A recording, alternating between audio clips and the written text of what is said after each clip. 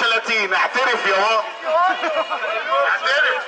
ادي خرفان تم قصرهم من امام دار القضاء العالي. الخرفان المطالبين بتطهير القضاء تم اسر 2 منهم في ميدان التحرير.